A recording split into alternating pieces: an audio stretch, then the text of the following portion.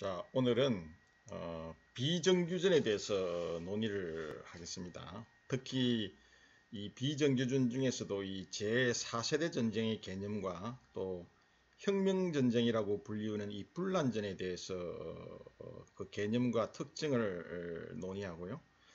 사례 연구로 우리 중국의 혁명전쟁, 중국이 공산화되는 이 마오쩌둥의 혁명전쟁을 이 분란전과 연계해서 어떠한 개념으로 수행이 되었고 어떠한 전략을 구사했는지에 대한 논의를 진행하도록 하겠습니다. 자, 이 비정규전에 관련된 용어가 상당히 애매모호하게 또 많은 사람들에 의해서 회자가 되고 있죠.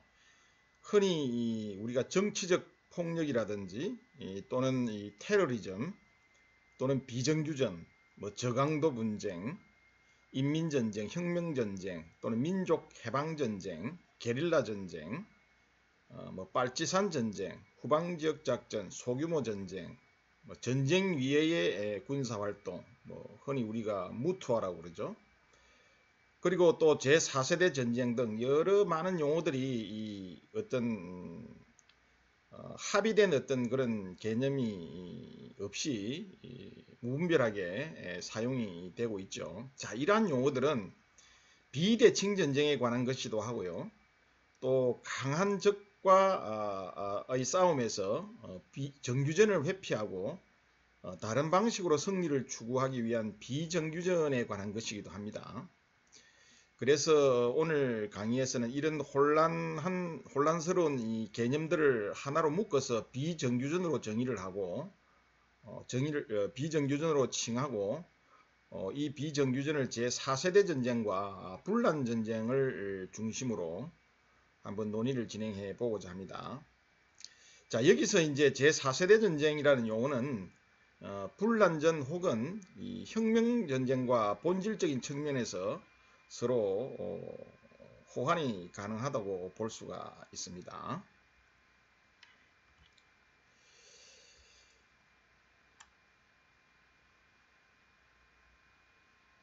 자, 이 미국의 군사 전문가인 윌리엄 린드라는 사람이 이 1648년 베스트팔렌 조약으로 이 주권과 영토 국가 개념이 등장한 이후의 국가들 간의 전쟁 양상이 어떻게 변화했는지를 4개의 전쟁 세대로 나누어 논의를 하고 있는 데서 유래를 하고 있는데요. 자, 1648년의 베스트팔렌 조약이라는 것은 우리 서양의 역사에서 30년 유럽의 국가들이 30년 동안 전쟁을 했죠. 그래서 30년 전쟁이라고 하는데요. 이 30년 전쟁이 종결되고 나서 이 맺어진 조약이 이 베스트팔렌 조약인데요. 또는 뭐 웨스트팔리아 조약이라고도 하죠. 이 시점을 계기로 해서 이제 왕이 통치하는 국가의 개념에서 국민들이 일반 대중들이 주권을 가지게 되는 어떤 민족 국가의 태동을 알리는 그러한 어떤 기점이 된 게 바로 이 베스트팔렌 조약이라고 할 수 있습니다. 그래서 흔히 우리가 이러한 시대 이후를 근대 민족 국가라고 하죠. 그러니까 과거의 절대 왕정 국가에서 근대 민족 국가로 전환하는 그러한 시점이 바로 이 베스트팔렌 조약 체결 이후에 1648년 즉 17세기 중엽에서 비롯된 것이죠. 이 시기 이후에 등장한 국가들 간의 전쟁을 이 윌리엄 린드라는 미국의 군사 전문가가 전쟁을 4개의 세대로 이제 분류를 해서 논의를 하고 있습니다. 그래서 우리가 여기서 1세대, 2세대, 3세대, 제4세대 전쟁 이렇게 정의를 하고 있는데요. 자, 여기서 말하는 1세대 전쟁이라는 것은 나폴레옹 시대 나폴레옹 시대까지의 전쟁을 우리가 주로 말하는데요. 이 당시에는 선형 대형을 이루어서 전쟁을 치루었죠. 그래서 베스트팔렌 조약 이후에 국가들은 주권을 가진 행위자들로서 이 중세 봉건 시대와 구별되는 국가 간의 전쟁을 수행했는데요. 이 시기에는 중세 기사들 중심의 전략에서 벗어나서 고대 그리스 로마 시대의 방진과 유사한 방식으로 일정한 대형을 갖추고 진격해서 적 대형을 무너뜨리는 전술을 구사를 했었죠. 물론 제1세대 전쟁은 이 기술의 발달로 보병들이 머스킷 소총으로 무장했다는 점에서는 다르지만 기본적으로 이 적의 약한 지역을 주공 방향으로 선택을 해서 대규모 병력을 집중해서 적을 와해시켰다는 점에서는 매우 유사했다고 볼 수 있습니다. 자, 이러한 전략은 나폴레옹 전쟁 시기에 이르러서 정점에 이제 달하게 되죠. 이 나폴레옹 전쟁 당시에 이 나폴레옹 전쟁은 이 프랑스 혁명으로 인해서 국민들의 열정이 뒷받침되었기 때문에 나폴레옹은 대규모 군대를 동원할 수 있었고요. 그래서 징집된 일반 국민들의 이 훈련 수준이 이 직업군인에 비해 높지 않았기 때문에 부득불 대형을 갖춘 전략을 펼치지 않을 수 없었던 것이죠. 자, 오늘날까지도 이 제1세대 전쟁의 흔적은 많이 남아 있는데요. 이러한 것들은 이 전장에서 마지막으로 고지를 탈취할 때 일정한 대형을 갖추어 공격하는 것에서 우리가 찾아볼 수가 있죠. 자, 2세대 전쟁은요, 나폴레옹 전쟁 이후부터 제1차 세계대전까지의 전쟁을 말하는데요. 이 선과 대형에 의한 전쟁을 이 1차 세계대전 무렵에는 이제 화력전으로 대치가 되죠. 그래서 나폴레옹 전쟁이 끝난 이후로 이 유럽의 각 국가에서는 민족주의가 형성이 되어서 이 국민 군대 중심의 전쟁을 수행할 수 있게 됩니다. 그래서 국가들마다 국민 개병제가 보편화되면서 무한정 병력 충원이 가능해졌고요. 그렇기 때문에 이제 유럽의 국가들은 이 방진형 대형의 규모를 더 크게 만들 수 있었죠. 자, 그럼에도 불구하고 이 병력을 집단적으로 운용하는 이 방진형 대형은 이 무의미하게 되었는데요. 왜냐하면 이 시기에 산업혁명과 또 기술의 발달로 포병이나 활강총이나 또 후강총, 후장총이나 기관총 등의 이 무기 체계가 개발이 되어서 화력이 질적으로 또 양적으로 크게 발전하기 때문이었죠. 다시 말하면 이 직간접 화기 화력이 크게 증가하면서 이 전장에서 병력을 집결을 시켜서 이 방진행의 대응을 갖추는 것은 자살행위나 다름이 없었고요. 그렇기 때문에 이 국가들은 대응을 갖춘 공격보다는 참호에 의존한 방어에 치중하지 않을 수 없게 되었던 것이죠. 물론 19세기 후반에 이 공격의 신화에 의해서 이 공격지상주의적 전략 사상이 발전되기도 했었지만 이 제1차 세계대전은 공격보다는 방어가 강하다는 사실을 잘 보여주었던 전쟁이었습니다. 이 1차 대전에 참여했던 국가들은 이 무한정한 병력과 전쟁 물자를 동원할 수 있는 능력이 갖추어지게 되자 이 연합국과 동맹국의 전선에는 빈틈이 생길 수가 없었습니다. 또한 이 시기에 포병과 기관총을 비롯한 화력이 크게 발달해서 이 공자는 상대방의 방어진지를 쉽게 돌파할 수가 없었어요. 제1세대 전쟁과 달리 제2세대 전쟁에서는 이 포병의 간접 화력 지원에 크게 의존하였기 때문에 포병은 정복하고 보병은 점령한다는 교훈이 등장하게 되었는데요. 자, 이러한 것들은 화력전이 인력전을 대체했다는 것을 의미하기도 합니다. 자, 이렇게 볼 때 제2세대 전쟁은 화력의 발전으로 인해서 제1세대 전쟁의 선형 대형의 전략을 무기력하게 만들었고요. 이 공자가 적의 방어선을 돌파하는 것이 여의치 않게 됨으로써 많은 국가들로 하여금 이 공격보다는 방어에 치중하도록 만들었죠. 그렇기 때문에 많은 국가들로 하여금 이 참호에서 전투를 하는 이런 어떤 사례가 생겼고요. 제1차 대전은 바로 이런 참호전의 하나의 표본이 되는 전쟁이었죠.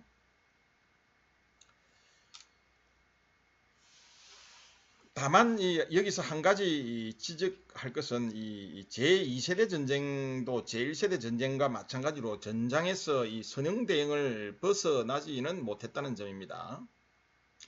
자, 제3세대 전쟁은 제1차 세계대전 이후부터 제2차 세계대전까지의 전쟁으로 주로 교착된 전선을 돌파를 하고 결정적인 성과를 추구하는 기동전의 특징을 띠고 있습니다.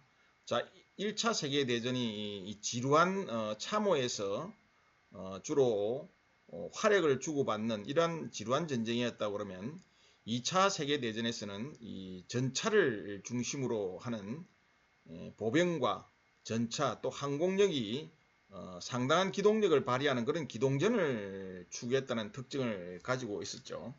그래서 이 3세대 전쟁은 이 화력도 중요한 역할을 담당을 했지만 이 기동에 비해서는 상대적으로 이 화력이 그 중요도가 낮았어요. 제1차 세계대전에서의 이 방어의 유리함이 입증이 되었고 또 전선이 교착이 되면서 전쟁은 소모적인 양상을 보이게 되자 이 엄청난 사상자가 발생하는 처참한 상황이 연출이 되었죠. 자, 이렇게 되자 영국과 독일의 전략가들을 중심으로 적 방어 진지를 돌파하고 신속한 어떤 승리를 얻기 위해서 대규모 기동전 중심의 전략을 연구하기 시작을 했습니다. 그리고 독일은 이 제2차 세계대전 초기 전격전이라는 새로운 작전수를 통해서 유럽 전역을 석권을 하면서 제3세대 전쟁의 시대를 열었던 것이죠. 자, 이 시기에 전략은 이 근접 전투를 통해서 적 부대를 직접적으로 경멸하기보다는 이 적의 취약한 정면을 돌파한 후에 척후방으로 기동해서 적의 균형을 깨고 주력을 격파하는 전략으로 전략을 구사를 했습니다. 자, 이러한 제3세대 전쟁은 방어선이라는 개념, 즉 1세대와 2세대 전략의 근간이었던 이 선형대형이라는 고정관념을 처음으로 깨뜨렸고요. 현대 전략의 이 기동이라는 개념을 새롭게 부활시키는 그런 계기가 되었던 것이죠. 제4세대 전쟁은 적 내부의 정치적, 사회적 붕괴를 추구하는 전략이라고 할 수 있습니다. 제2차 세계대전 이후에 각 국가 이외의 새로운 비국가 행위자가 이 전쟁의 새로운 주체로 등장을 하게 되었고요. 자, 이런 비국가 행위자들은 물리적 파괴가 아닌 적 내부의 정치적, 사회적 붕괴를 전투의 목적으로 설정을 해서 적 부대의 파괴보다는 적 내부의 시민과 정책 결정자의 의지를 교란시키고 굴복시키는 데 주력을 했었던 것이죠. 이 제4세대 전쟁에서는 전투 행위자를 식별하고 또 전선을 구분하고 전쟁과 평화를 구분하는 것이 아주 모호해졌고요. 이 적의 전략적 중심이 무엇인지를 파악하기가 매우 어렵게 되었습니다. 다시 말해서 이 새로운 전쟁에서는 더 이상 주권 국가가 무력을 독점할 수 없게 되었고요. 그러한 결과로 인해서 이전보다 다양한 전쟁 수행과 또 주체, 또 무기 체계, 전략 전술이 병존하게 된 것이죠. 자, 그래서 이 제4세대 전쟁을 개념을 구분했던 이 린드는 이 제3세대 전쟁이 이르기까지 발전해 온 주요 개념들 가운데서 이 제4세대 전쟁으로 이어지고 심화될 것으로 보는 네 가지 하나의 개념을 제시를 했는데요. 첫 번째는 이 전장의 확산입니다. 각 세대별 전쟁을 통해서 전장이 확장이 되었고 전투에 참여하는 병력의 수도 크게 증가를 하게 된 것이죠. 제4세대 전쟁에서 전장의 범위는 적 사회 전반으로까지 확대가 되었습니다. 그렇기 때문에 이 앞으로는 이 전장에서 싸우는 대부대가 아닌 후방 지역에서의 소규모 전투 조직의 융통성 있는 임무 수행이 더 중요하게 부각될 수 있었던 것이죠.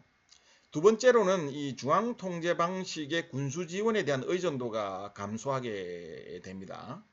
이 전장이 즉 사회로까지 확산이 되고 또 작전 속도의 가치가 줄어들게 됨으로써 현지 조달의 비중이 더 증가하게 되는 것이죠. 그리고 세 번째 제4세대 전쟁은 이 기동의 중요성이 더욱 강조가 됩니다. 병력이나 화력의 집중은 더 이상 중요한 요소가 될 수가 없게 된 것이죠.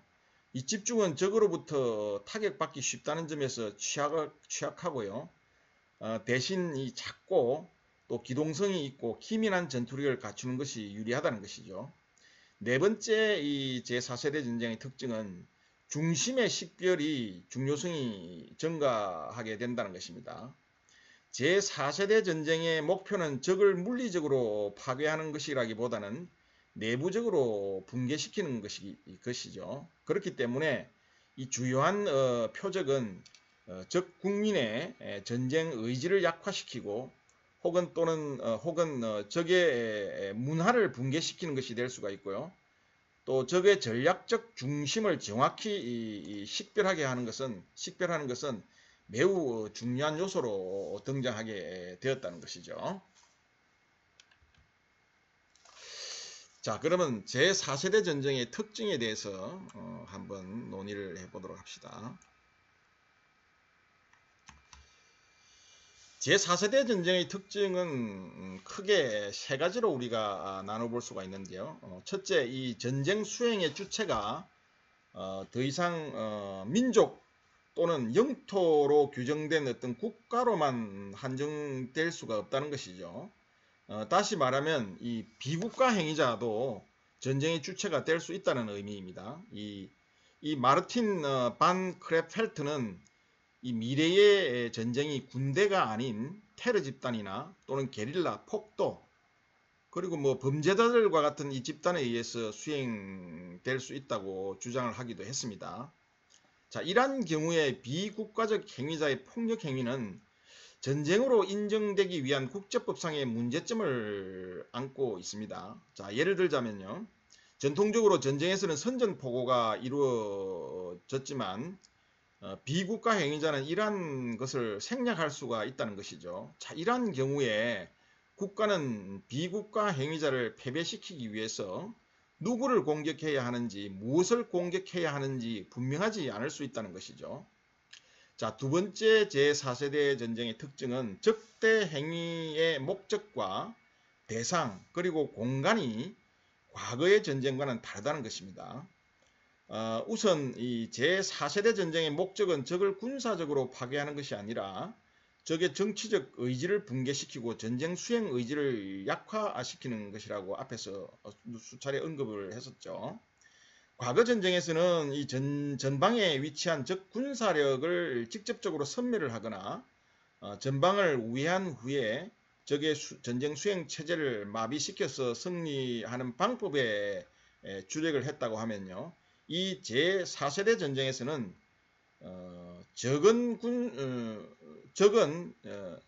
적은 군사적으로 맞서 싸우기에 불리하다고 판단을 해서 상대국의 군사력이 아닌 이 민간인을 대상으로 싸우려 한다는 것입니다. 주로 후방의 민간인을 대상으로 심리전을 펼치거나 또 비군사 시설과 인구 밀집 지역을 겨냥해서 공격을 함으로써 내부를 교란하고 또 의지를 약화시키는 데 주력한다는 것이죠. 다시 말해서 사회가 표적이 되는 셈이죠. 자, 이에 따라서 이 전장과 비전장의 개념이 모호해지고 또 전투가 일어나는 지역이 전후방 구분 없이 광범위하게 확산되는 것이죠. 자, 세 번째의 특징은 이 제4세대 전쟁의 전략은 이 직접 대결보다 이 기동과 기습을 중시하는 아시아적 전통의 전쟁을 개성하고 있다는 것입니다. 이 마오쩌둥의 그 혁명전쟁 전략이나 베트남에서의 베트콩 전략이 그 좋은 예라고 할 수가 있죠. 자, 이러한 전쟁에서 게릴라와 같이 이 소규모 분권적 조직에 의해서 이루어지는 이런 테러나 분란전 혹은 저강도 분쟁이 수행이 되는 것이죠. 이 제4세대 전쟁은 약자의 전략으로서 이 적의 강한 군대와 맞서 싸우기보다는 기동과 기습에 의해서 적의 약점을 치고 빠지는 전략을 추구하게 됩니다. 베스트팔렌 조약 이후에 각 세대별 전쟁이 공통적으로 수천 내지 수만 명 단위의 사단이나 군단급 대부대를 동원해서 수행되었다고 한다면 이 제4세대 전쟁에서는 소규모 부대의 신속한 이동과 자유로운 분산 그리고 순간적 집중 등을 통해서 이 기습 효과를 극대화할 수 있는 비정규전과 특수작전 등을 추구하게 된다는 것이죠. 1990년대 말 제4세대 전쟁이라는 용어가 새롭게 등장을 했지만 이러한 것들은 그 내용 면에서는 전혀 새로운 것이 아니죠. 이 기원은 중국 혁명전쟁으로 거슬러 올라갈 수가 있고요. 인민전쟁 개념에 입각해서 분란전과 거의 유사한 용어로 우리가 볼 수가 있습니다. 다만 이 제4세대 전쟁 전략이나 전쟁 수행에 대해서는 많은 논의가 이루어지고 있지 않다는 점을 우리가 고려해 볼 때 이 분란전 전략을 중심으로 우리가 제4세대 전략을 유추해 보고자 한번 시도를 해 보겠습니다.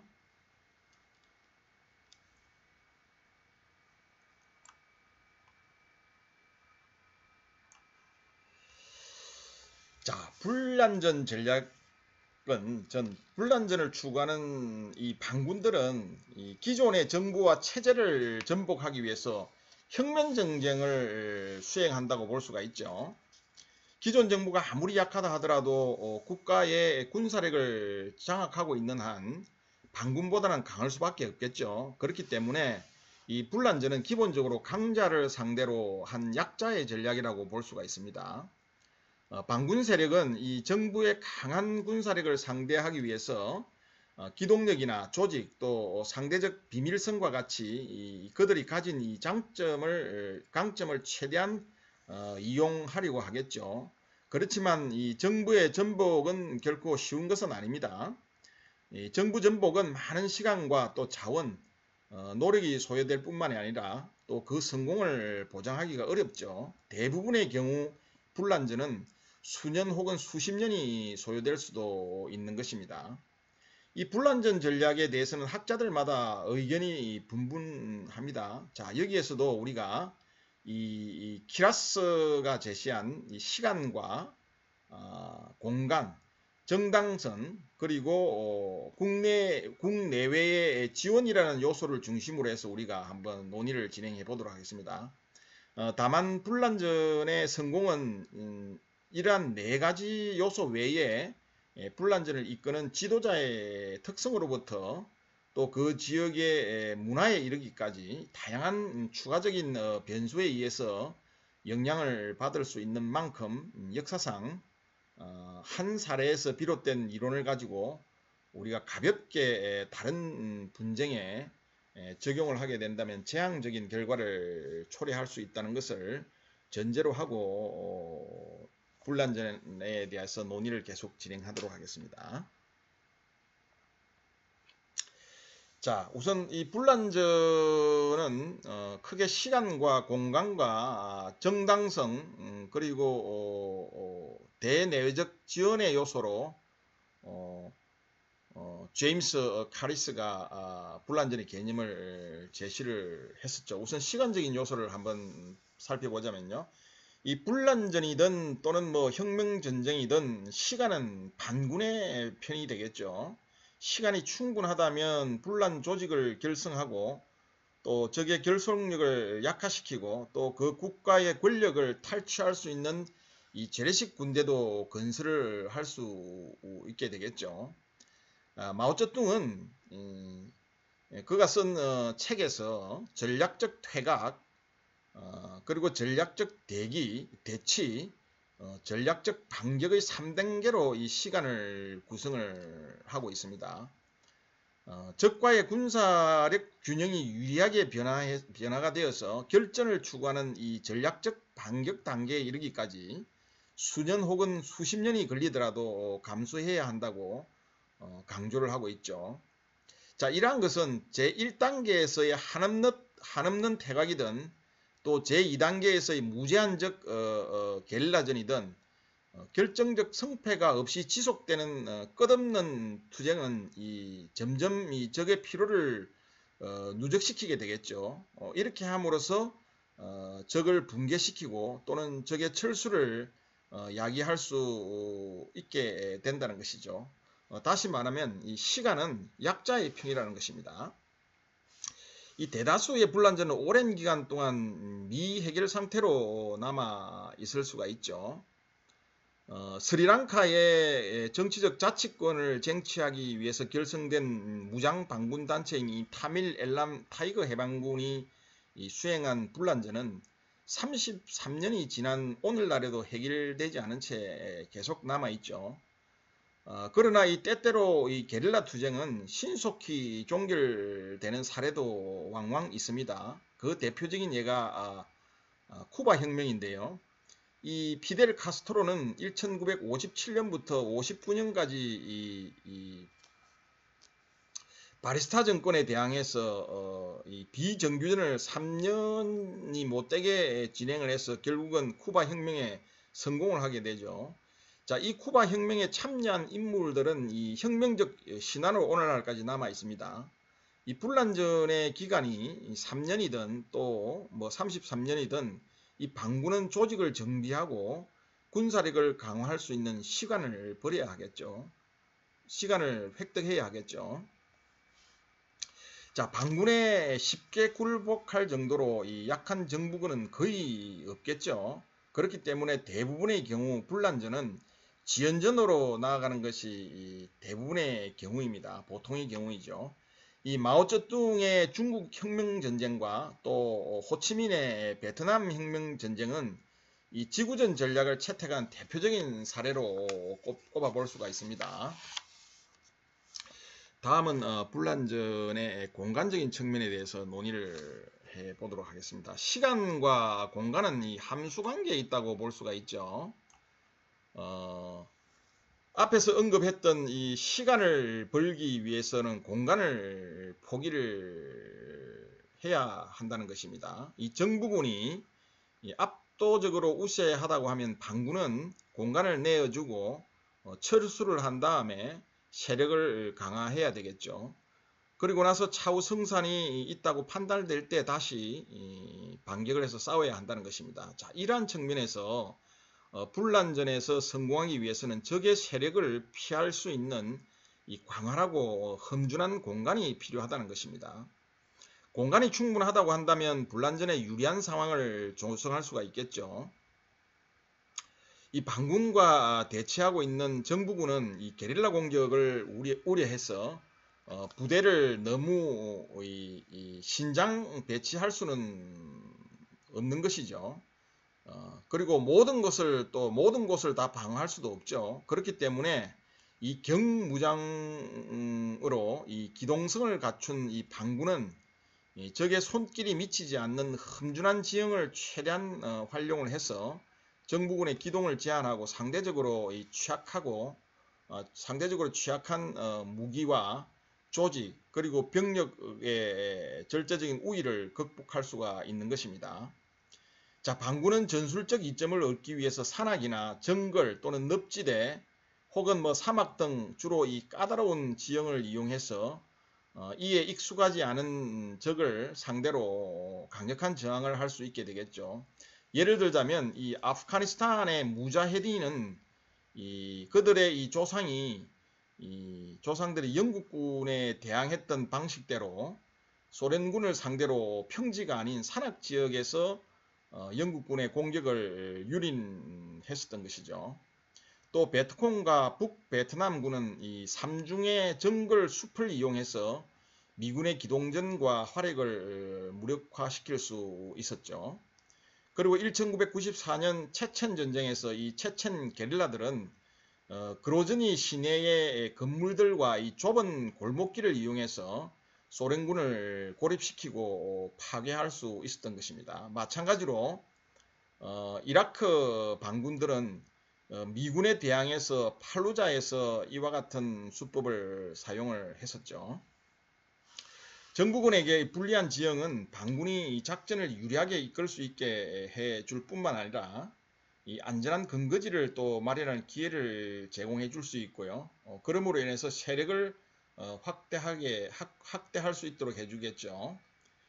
이 공간 대비 병력의 비율 역시 이 분란전에 영향을 미칩니다. 만일 이 정부군이 방어해야 할 지역이 넓다면 반군들은 일부 지역의 병력을 집중시켜서 이 전술적 우세를 달성함으로써 작전적 차원의 열세를 상쇄시킬 수 있는 것입니다.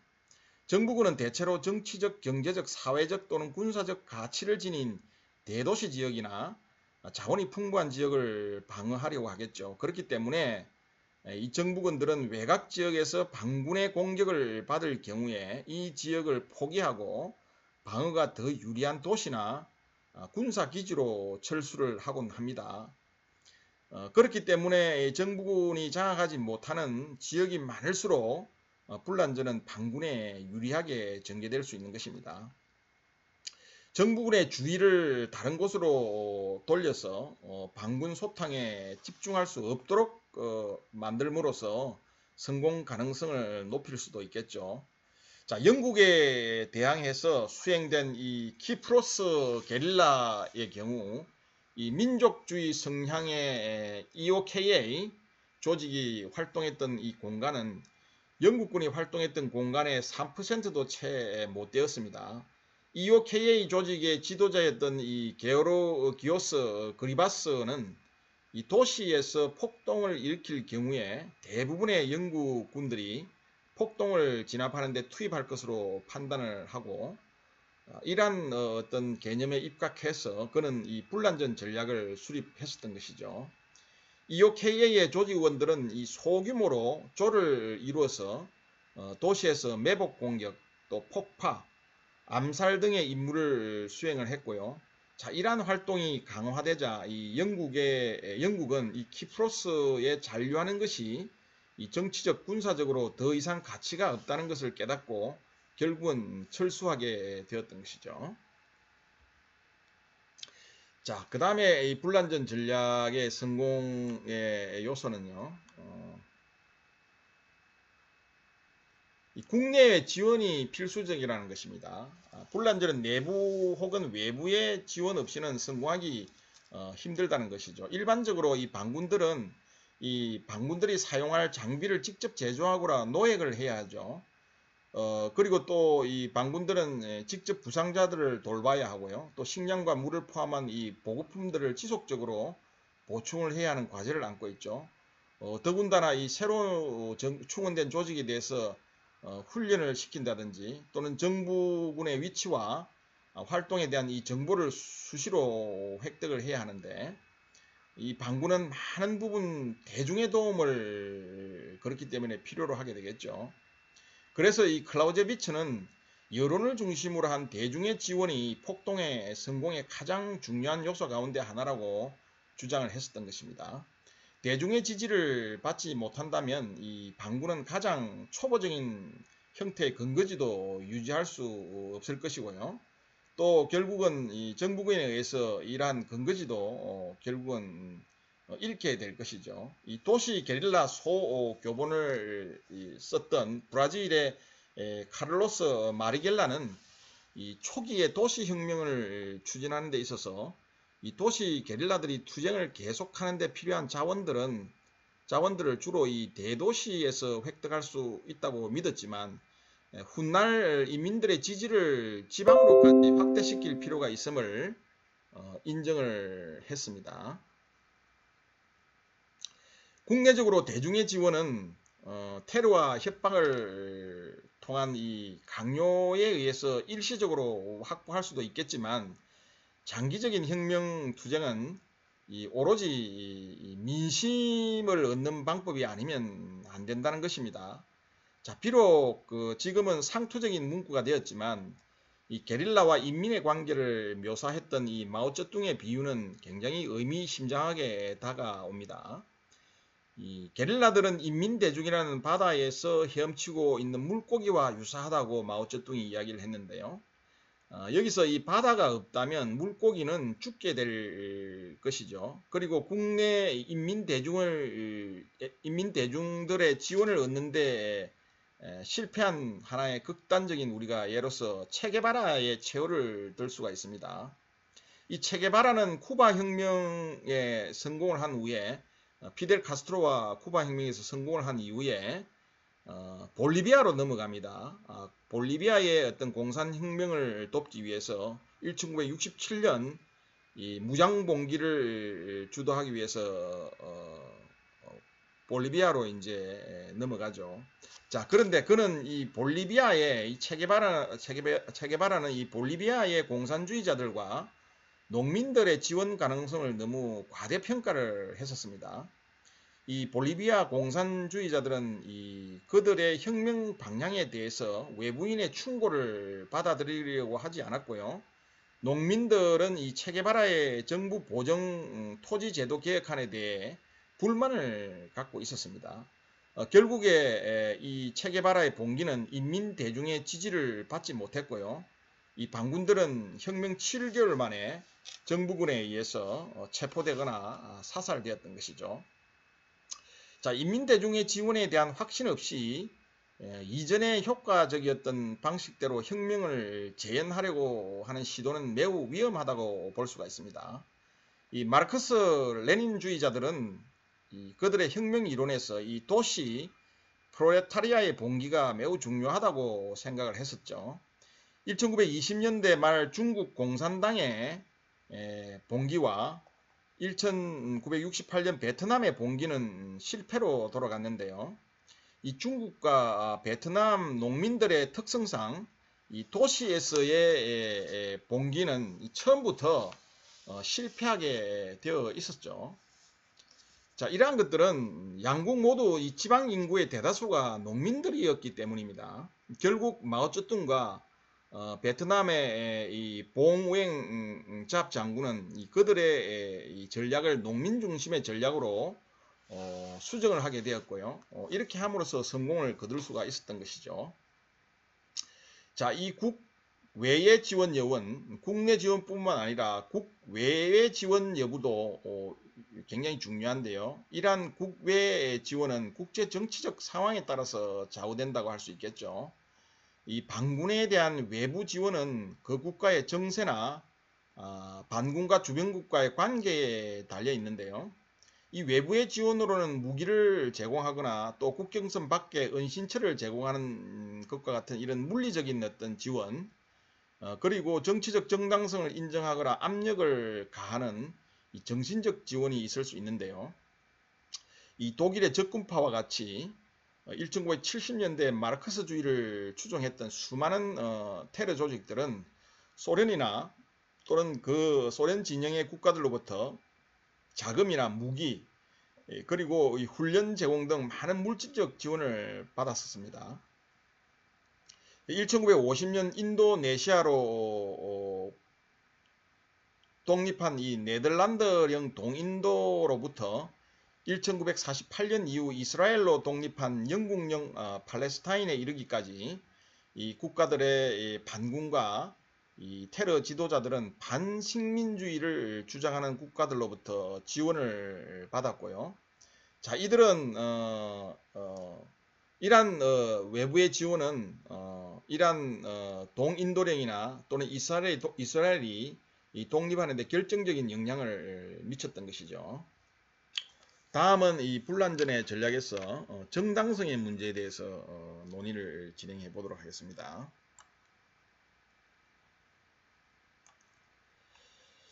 자, 정당성이 결여된 폭력 조직은 폭력의 사용은 이 국내외적으로 지지를 받을 수 없겠죠. 반군 지도자들은 그들의 이 폭력 행위가 정당함을 대내외적으로 선전하고 확신시켜야 하는데 만약에 이러한 것을 확신시키지 못할 경우에 그들 자신들의 행위에 대한 지지를 잃게 될 것이기 때문입니다. 반군은 대체로 그들이 장악하고 있는 지역에서 정부의 기능을 대신을 하면서 지역 대중에게 정치적 메시지를 전파하는 방식을 통해서 현재의 정부보다 도덕적으로 우위에 있음을 과시하고요. 또 폭력 사용을 정당화하려고 합니다. 그리고 대외적으로는 인민 대중의 지지를 과시함으로써 반정부 투쟁의 정당성을 입증하려고 하겠죠. 이 도덕적 우월성은 게릴라들의 반군 활동을 합리화할 수 있는 가장 중요한 근거를 제공하게 됩니다. 인민대중이 정부의 무능과 부정부패에 대해 불만을 가지고 있는 상황에서 도덕성은 이들을 포섭할 수 있는 매우 강력한 무기가 될 수 있는 것이죠. 마오쩌둥은 그들의 도덕적 우월성을 과시하기 위한 방법으로 이 세 가지 규율과 파랑주의로 알려진 게릴라들의 행동 규칙을 제정을 했고요. 또 도덕적 우월성을 과시해서 인민들로 하여금 게릴라들이 산적과 또는 반혁명군과 다르다는 것을 인식하도록 만들었었던 것이죠. 자, 이와 유사한 입장에서 이 체게바라도 농민들이 게릴라를 인민의 보호자이자 그리고 사회개혁가로 인식하게끔 해야 한다고 주장하기도 했습니다.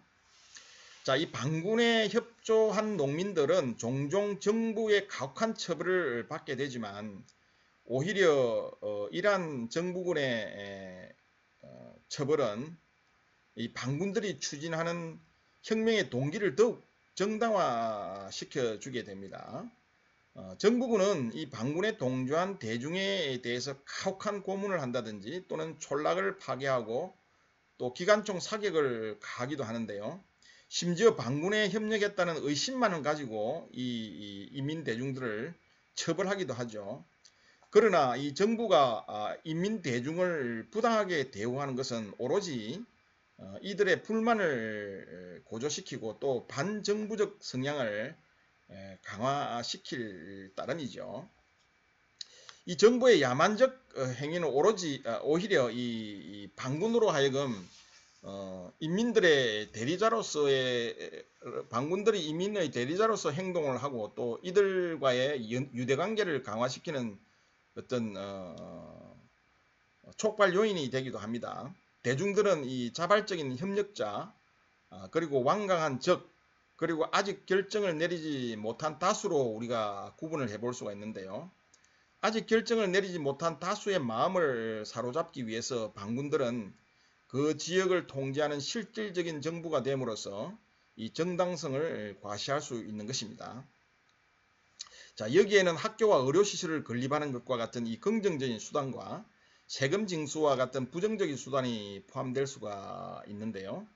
이 대중을 협박하기 위해 테러를 동원할 수도 있지만 이에 대해서는 여러 가지 견해가 엇갈립니다. 이 체게바라는 대중에 대한 테러 전술이 게릴라의 의도를 정당화할 수 없기 때문에 바람직하지 않다고 생각을 했습니다.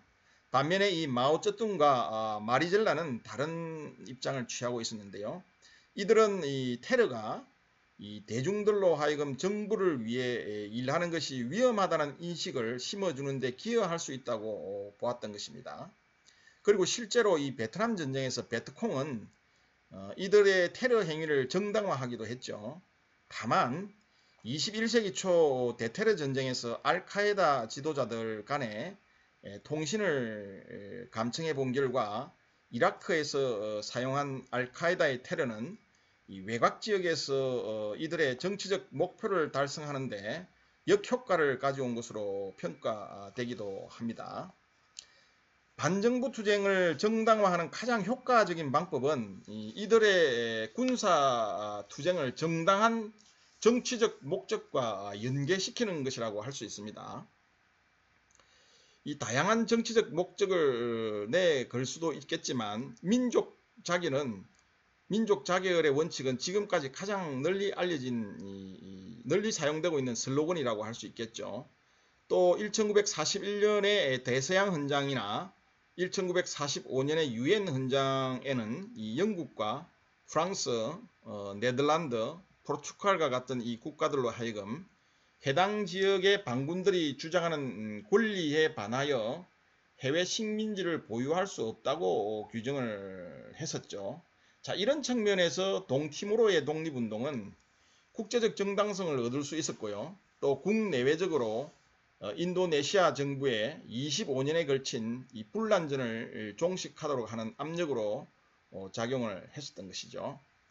자, 지금까지 우리가 분란전의 전략을 시간과 공간 그리고 국내외 지원, 정당성 측면에서 좀 논의를 해봤는데요.